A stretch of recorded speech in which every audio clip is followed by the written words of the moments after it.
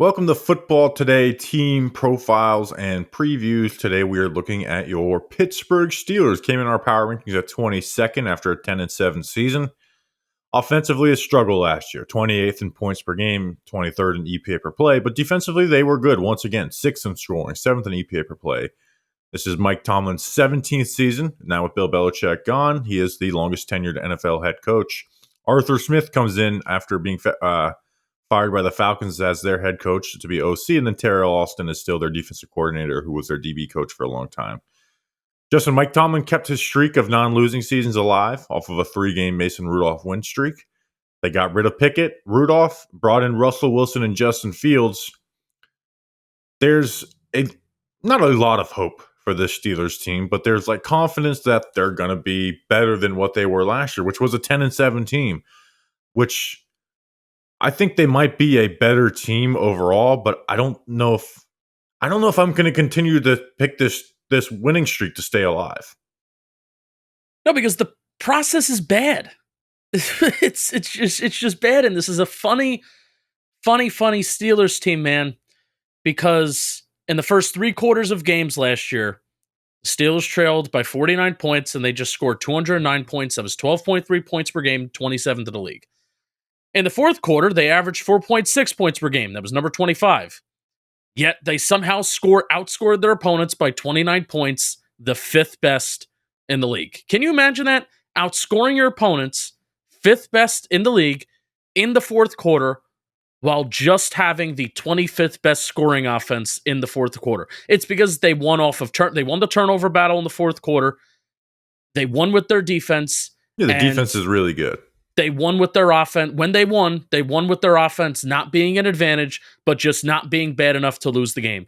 And honestly, Bobby, at this point, there is some optimism for the Arthur Smith hire, but stylistically, Mike Tomlin, with that hire, does not want to change a single thing about the Pittsburgh Steelers. We're going to rely on our defense, and we're going to have our offense hopefully not be bad enough where we lose the game.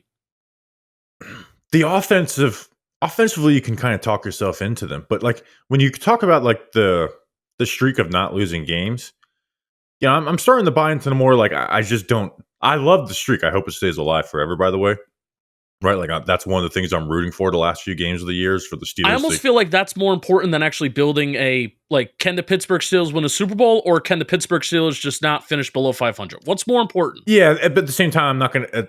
It's the NFL. I'm not going to ask a team to try and bottom out. No, you're right. And you're especially, right. With coaching and stuff. But, in the playoffs since 2016, they were severely overmatched against the Bills in 2023. No chance versus the Chiefs in 21. Boat race by the Browns in 2020. And then 2017, they went down 21-0 to the Jags after, having, home field advantage. The 2018 team is probably their best team in the last 6 seasons, and that team didn't even make the playoffs. So it's that streak is nice and all, but they have not been even close to a title contending team since 2018. Really, when you consider Ben went down in 2019, they just haven't been anywhere close to that. But I also I'm not going to be. They also what's the answer been? What's the answer at quarterback that they've passed up though? That's the issue. That's where it's I don't hate the process because.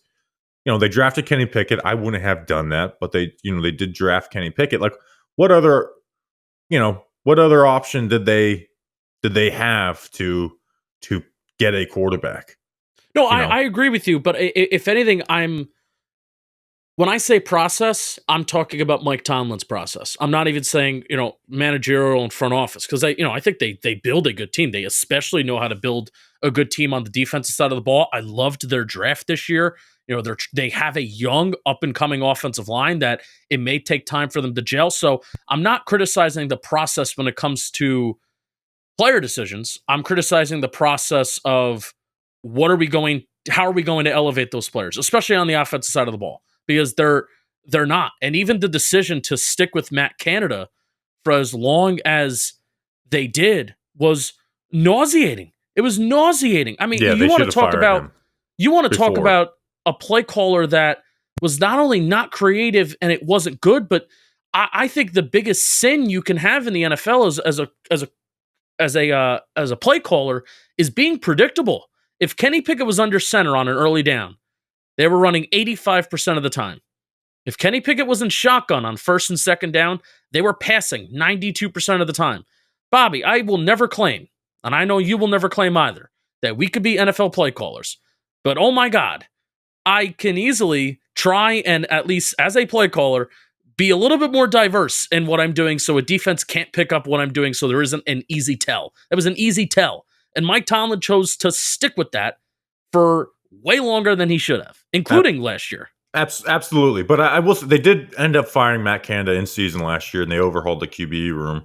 Yep. Arthur Smith and an OC, which I do have some hope in that, even though I know their quarterbacks are upgrades on paper, but I'm not huge on those additions either. Like, they signed Russell Wilson for the minimum, but they told him to be the starter. So I think we're all assuming that. Then they traded a conditional 6 that could be a 4th for Justin Fields, which I think they should go to Justin Fields sooner than later. And I'm someone who doesn't really like Justin Fields.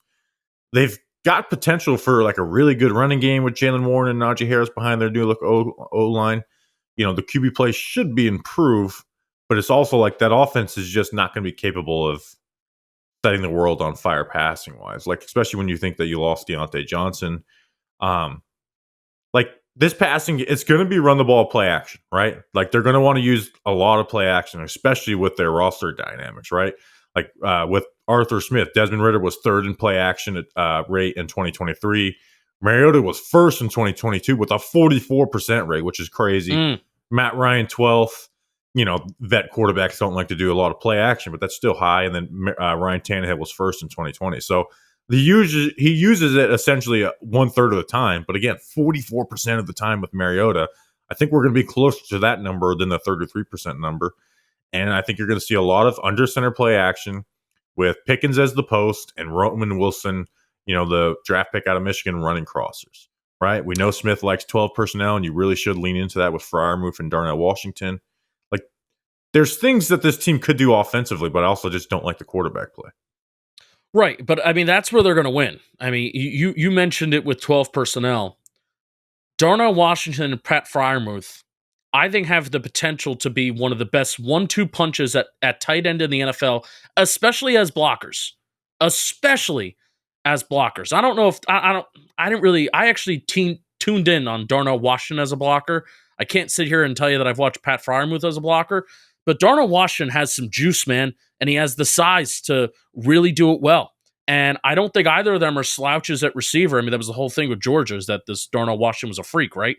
So I think that's how, if Arthur Smith is going to be successful with the Arthur Smith formula, and I particularly think this fits Russell Wilson. Justin Fields does do play action, and he could do it well, but I honestly think it fits Russell Wilson a little bit better just because he has more experience with this kind of stuff. Yes. I think this is how the Steelers, this is their path, man. Run out of 12 personnel, run successfully. Jalen Warren, Najee Harris, I think they're a pretty good underrated 1-2 punch at running back. Let's start to integrate Jalen Warren a little bit more. Interested to see if Najee Harris gets in the Arthur Smith, if he's in the Arthur Smith kind of doghouse, because it usually seems like somebody was at least with the Atlanta Falcons. That shouldn't be. Is that player going to be Najee Harris because he isn't efficient? But that's how I think they win. Utilizing 12 personnel, and then when they throw out of it, you have 4 good receiving options if all 4 of them want to go out for routes. You have receivers. I love George Pickens. I have some numbers on him too, and then obviously the tight ends as well. Yeah, again, it's the offensively, it's not barren. Like you mentioned, the running duo with Harris and Jalen Warren, like 37 running backs had 850 scrimmage yards last year. Only Christian McCaffrey and James Cook had more yards per touch than Jalen Warren, right? Warren was 2nd in yards per carry to CMC. Najee was 23rd, and then Najee was 1,000-yard back, but obviously less efficient than Jalen Warren. So like they should have a solid run game, and we'll talk about their new additions to the offensive line. And like shit, you have George Pickens, right? He's an 1,100-yard wide receiver who's a ball winner down the field, which is a good mix with Russell Wilson. That's the type of throws that he likes to throw. And I do think he's better in the underneath stuff than people give him credit for. I think a lot of it had to do with Matt Canada, like you said, not having any type of creativity in that offense. And he led the NFL in yards per catch for guys that qualified. But they really need Roman Wilson to hit the ground running and be their quick game, because you can't have Warren being your second receiver for this offense to be successful, right? And that number 3, like Van Jefferson, Quez Watkins, Calvin Austin, like, I don't know. So Roman Wilson's probably going to play both outside and slot, and those guys will fill in when can, but you don't have a good third option on this roster. Don't forget about my guy Scotty Miller, Bobby. Scotty Miller too. Again, another guy, just kind of another guy. He could be the best out of those 3. Was with Atlanta. Seems like a smarter guy. He knows how to get open. Saying that because a white receiver that just knows how to get open, right? I want to talk about George Pickens for a hot sec. He's heading into year 3. How old is he? 22. He's still 20. He's 23. Still 23, heading into year 3, which is crazy, man. He's heading into year 3, plus 2.9 yards after the catch, over expectation. That was the 4th best in the NFL last year, with an offense that definitely didn't inspire yards after the catch. And now he's heading into Arthur Smith, where we did see somebody like an A.J. Brown flourish. And I think, at least body-wise, those kinds of guys are similar. I don't want to compare them, but George Pickens really has improved as a route runner. 38.4% of the team's air yards went his way. That was 8th in the NFL last year. I think that just goes to show how they relied on him in that Steelers offense. Pickens did a really solid job of getting better as a route runner last year, where 40% of his targets came in that intermediate range between 10 to 19 yards. And with the amount of yak that he was able to get, I think that is a testament to consistent separation, where he knows how to find space. It's not a guy that's just catching screens, not a guy that's just catching balls near the line of scrimmage. If you're catching balls in between 10 to 19 yards, and then you're also getting consistent yards after the catch after that, even though, next gen will tell you that he's not great separation-wise, I think he's big, and even if a guy is kind of trailing behind him, if he's open, there's a big body to throw to. He breaks one tackle, and he can add another 5-10 yards. So I was critical of George Pickens. I thought that he was just like a contested catch sideline merchant. He is not, man, and I am really excited for him heading into year 3. Yeah, the thing with him is, one, keeping his head on straight, having him run the right plays and stuff, right? Like, there was frustration from Kenny Pickett, where he's like, a lot of these guys are running the wrong route half the time, and they never get held accountable for it, right? Because they kind of wanted to, nurse the egos of George Pickens and Deontay Johnson, and not have them, go ape shit on the team, or be a distraction or a cancer to the team. So they got rid of Deontay Johnson. Pickens is now, there's one thing he won't be able to complain about this year is targets, because he's going to get a lot of them. But if there's that's the main thing with with George Pickens, is kind of keeping his head on straight. Like you said, he's a lot better than what people give him credit for. But like I said, they need Roman Wilson to hit the ground running, who I think will, but I don't think Roman Wilson's ever going to be like an 1,000-yard receiver type guy. I think he's like a 600 to 800-yard guy, right? Like, I really think the loss of Deontay Johnson is going to hurt the offense, right? Like, he's a guy who can win on any route. Like, his numbers to me were severely hurt by Kenny Pickett and Matt Canada. Like, I'd be a lot more optimistic if he was on this team, but you hear some of the shit about how he was a pain in the ass. You kind of understand them moving off of him. What do you think about the offensive line? They're counting a lot on rookie and second-year players. So this could be the next great offensive line, or could be something that's a struggle in 2024, right? Jones going back to left tackle, Fautanu at right, and then Sumalu, Frazier, and Daniels as your 3 interior guys.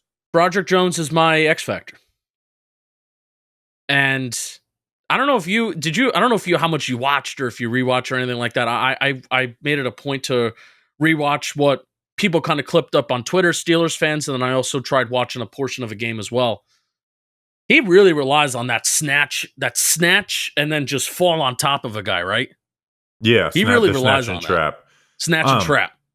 I don't know how good he's going to be year 2, but I really like Broderick Jones, right? I like him too. He's everything you want athletically and strength-wise in that tackle spot. So I think he can take a step up. But again, that's my worry with this Pittsburgh team, this offensive line, is, hey, next year it could be awesome, but it could also be a big struggle this year, right? Like, is Zach Frazier going to hit the ground running? But center was their weak spot last year with Mason Cole. Sumalu has been good, and then you have Daniels as your other interior guy. It's a lot of reliance on extremely young players. Also, are we Broderick Jones and Fatanu? During my name search of the Steelers' offensive line, trying to figure out what they're doing. In the spring, they were both getting reps at right tackle. I don't know if that's a cross-training thing. So something that I want to keep an eye on as the summer unfolds is, do we have all these positional battles settled? Fatanu, I think it makes sense to put him at right tackle and then Broderick Jones at left tackle, especially, from an athletic standpoint. I think Broderick Jones can kind of handle that left tackle, and Fatanu has. And we were talking about Fatanu maybe even going to guard, right? So why would you put him at left tackle? Is there another guy that they can see starting at tackle? So I don't know, man. That kind of threw me off when I saw, Steelers spring stuff. Yeah, Fatanu and Broderick Jones getting reps at right tackle, which didn't really make sense to me. So keep an eye out for that. Defensively, it starts all up front with this pass rush, right? They can get after you with 4, but they also blitz at the 6th highest rate in the NFL. I mean, last year they got 2 sacks per game just from their edge room, right? Like TJ Watt and Alex Highsmith are 7th and 13th in total sacks, hits, and pressures. Watt was 1st in sacks last year. Highsmith had 15 sacks in 2022, which was 5th in the NFL. So you're getting dominance from those guys. Those guys are going to bring it. Just stay healthy, and they are going to be a huge advantage. They are going to create turnovers for you. I'm really excited for Nate Herbig, who's going to jump into the number 3 role with Marcus Golden gone.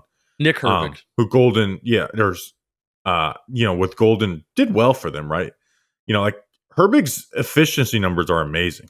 Mm-hmm. And he's a guy who dominated in the preseason last year. His win rate is higher than TJ Watt and Alex Highsmith and would be top 10 if he qualified, with the top guys. And then, I'm really excited to see him develop as that third edge guy in that room. You want to know what Nick Herbig did well at Wisconsin?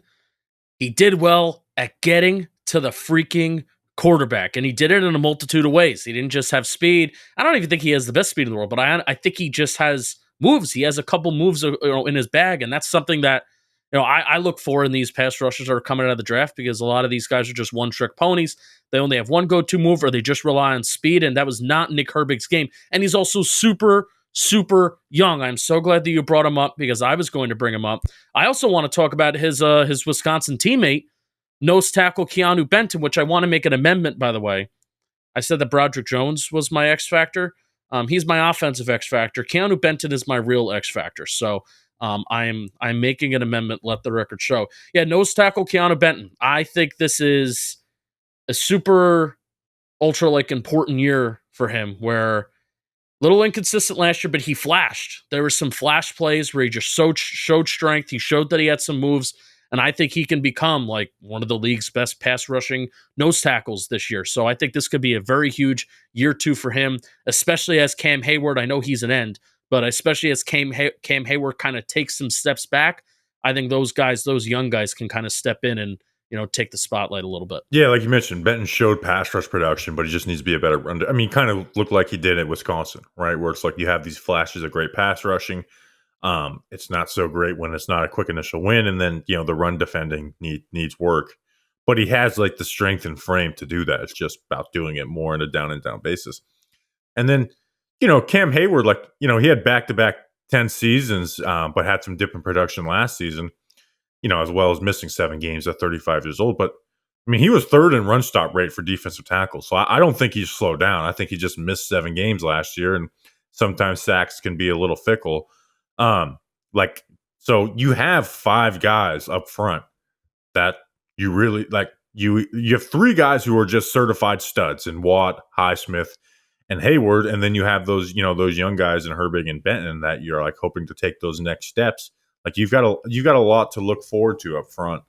And then coverage wise, it's gonna be led by Minka Fitzpatrick and Joey Porter Jr. Minka is legitimately great in every single role for that defense. But I want to talk about Joey Porter Jr.'s rookie season, because I don't think it was talked about enough. Right? And this guy falls to the 2nd round, which should have never happened. So this is not just for rookies. This is for all corners. 45 corners last year who had 500 coverage snaps. So the corners who played a lot last year.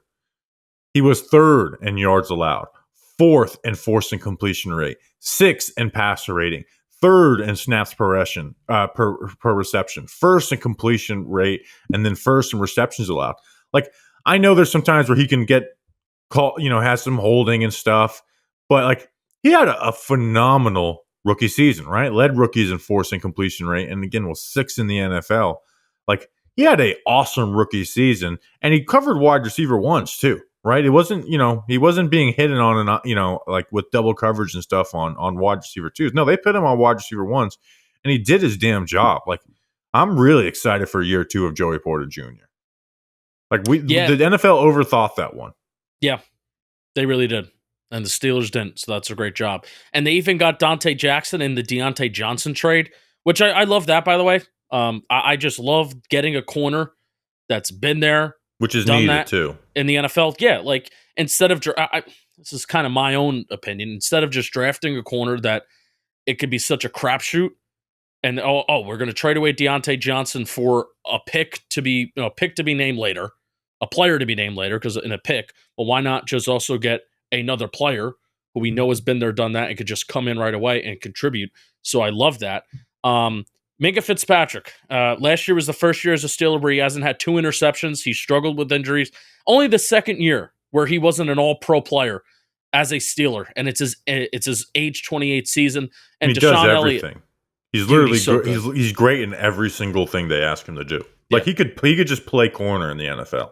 Yeah, which he at one point he did, and then he was demanded a trade from the Dolphins because he's like, I could be a better safety. And lo and behold, that was a good decision that he made. Deshaun Elliott's a safety that I've liked since like 2020 season as well. He played in Baltimore for a little bit, so the Steelers got a chance to see him in the AFC North.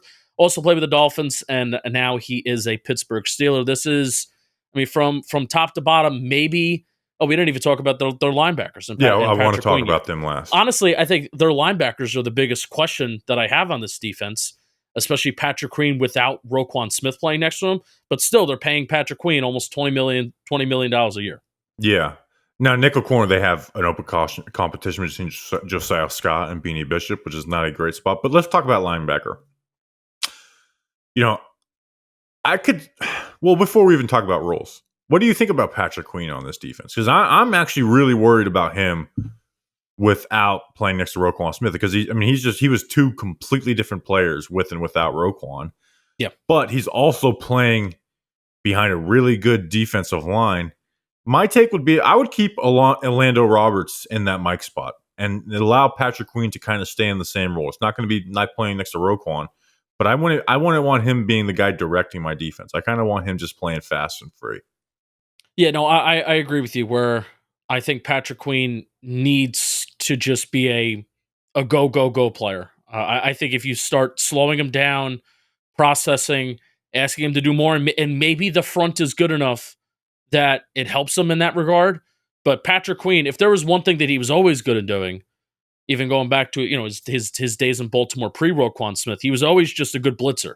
And that's just a scenario where Wink Martindale was telling him to go, blitz here, attack this gap, attack here, and B and go. But they weren't asking him to do a ton. And then Roquan Smith comes in, then they allowed him to be more free and more loose, and that's where you see the best play out of Patrick Queen. So I'm 100% with you. Yeah. So it'll be interesting to see. So new additions and losses, outside the draft class. Added Russell Wilson, Justin Fields, Cordell Patterson, which we didn't talk about. I'm really excited about him to stay with Arthur Smith, right? We didn't talk about that. If there's a team that I think is going to do well with the special teams rule, it's going to be the Steelers.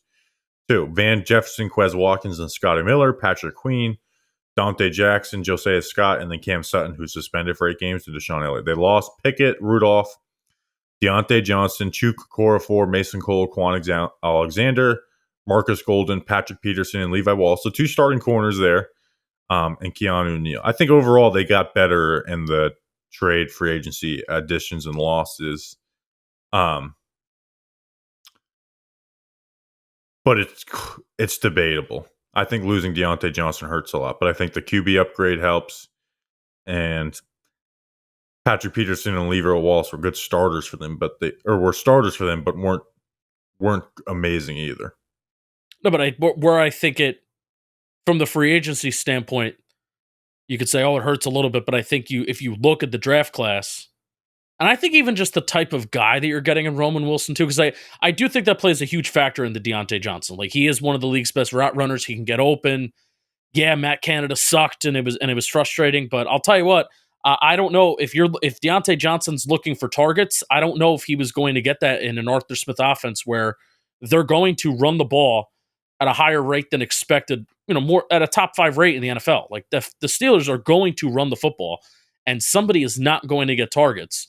And I don't know how Deontay Johnson would have done in that offense. I think he would have been vocal, and I think it would have been an issue again where Roman Wilson, I think, is going to come in here and not do that. And I think in the long run for the Steelers, it's going to work out better than Deontay Johnson. But I loved this draft class, especially I didn't know a lot about Mason McCormick, but I mean they drafted 3 offensive linemen with their first 5 picks in the first 119 picks of the draft. Yeah, got Troy Fautanu in the first round, Zach Frazier in the second round, so back-to-back O-line. Roman Wilson in the third round, loved that pick. Peyton Wilson also in the end of the third round, who injury concerns, but might have been the best linebacker in the next class. I wouldn't have him over Edgerrin Cooper, but really like him. Mason McCormick out of South Dakota State, funny story. Guy who needs to develop, Logan Lee, and then Ryan Watts. So I do think we'll look back at this draft class and look at it as it's like, man, this really helped out the Steelers. Especially if Peyton Wilson can stay a little healthy. I mean, that's somebody that may be knocking at the door for one of these linebackers. I'm not going to say this year, but maybe 2025. That's knocking at their doors and trying to get playing time. Yeah, or if Orlando Roberts goes down, you feel a lot better having Peyton Wilson out there. You mentioned how much like Roman Wilson is going to be a pro for them, and then banks on obviously these offensive linemen being good in the NFL. Your X factor was Keanu Benton. Yeah, my official X factor, yes. Mine is Darnell Washington. Yes, good one. Like for them to do that 12 personnel stuff, he has to be good and he has to be consistent. So I have him. So the over-under is perfectly at 8.5 wins for them. Which means, are they going to have a winning season or a losing season? Or they could do the tie like they did a couple of years ago. I'm going under. At some point, the streak has to end. They're in a really good division. Now, here's what's going to happen, though. One of the quarterbacks in the division is going to get hurt. They're going to win 2 games where they're outmatched talent-wise, and they're going to go 9-8. But I'm not letting the bias of the streak stop me from saying under on this team. At some point, it has to end. Dude, we didn't even talk about the whole Justin Fields, Russell Wilson dynamic. Oh my God, why didn't we do that? We've talked a lot about it on Football Today, and I almost think it would be better if just one of them were on the team. I'm talking about for the 2024 Pittsburgh Steelers. I think it's cool that both of them are there, just for like who could maybe be an answer, if any of them, but there's literally zero investment in any of them either. So one of them could work, neither of them can work, both of them can work. It's kind of whatever. I mean, I don't think Russell Wilson should start for them. I think it's over for Russell Wilson. And I think anything you do well with him is scrapping it out. And with Justin Fields, you can at least do a lot of run game stuff and play. Like with Fields, like you can convince yourself with good play calling. But I think Russell Wilson is a better thrower of the football, though. Well, Fields throws a great ball. It's just throwing it at the right time and stuff that's Fields, where I think Arthur Smith's offense will dumb it down a bit. And a huge dynamic of them as quarterbacks, too, is that both of them are very home run or not, especially Russell Wilson. But, Justin Fields, how are any of them going to work the intermediate part of the field well? I don't think either is the answer, but I think Justin Fields at least gives you some hope.